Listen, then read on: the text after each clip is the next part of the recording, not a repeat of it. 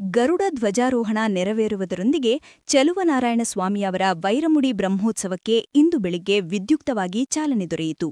ಗರುಡದೇವ ಬ್ರಹ್ಮೋತ್ಸವಕ್ಕೆ ದೇವಾನುದೇವತೆಗಳನ್ನು ಮತ್ತು ಭಕ್ತರನ್ನು ಆಹ್ವಾನಿಸುತ್ತಾನೆಂಬ ಸಂಪ್ರದಾಯವಿದ್ದು, ಬ್ರಹ್ಮೋತ್ಸವದ ಮೊದಲ ದಿನ ಗರುಡ ಧ್ವಜಾರೋಹಣ ನೆರವೇರಿಸಲಾಯಿತು.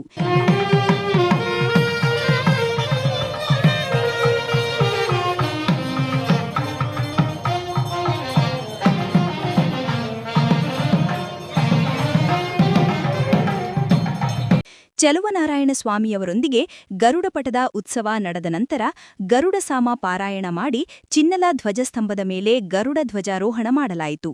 ಪುಷ್ಪಾಲಂಕೃತ ಮಂಟಪ ವಾಹನೋತ್ಸವದಲ್ಲಿ ಚೆಲುವನಾರಾಯಣನಿಗೆ ಉತ್ಸವ ನೆರವೇರಿಸಲಾಯಿತು. ನಾಡಿನ ವಿವಿಧ ಕಡೆಯಿಂದ ಬಂದ ಸಹಸ್ರಾರು ಭಕ್ತಾದಿಗಳು ಧ್ವಜಾರೋಹಣ ಕಾರ್ಯಕ್ರಮದಲ್ಲಿ ಭಾಗವಹಿಸಿದ್ದರು.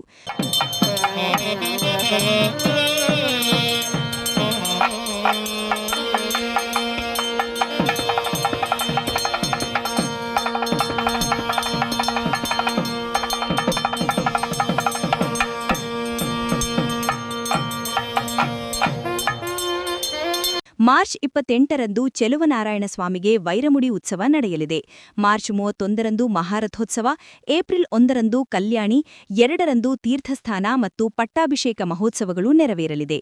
ಜಾತ್ರಾ ಮಹೋತ್ಸವಕ್ಕಾಗಿ ಮಂಡ್ಯ ಜಿಲ್ಲಾಡಳಿತ ಸಕಲ ಸಿದ್ಧತೆ ಮಾಡಿದೆ.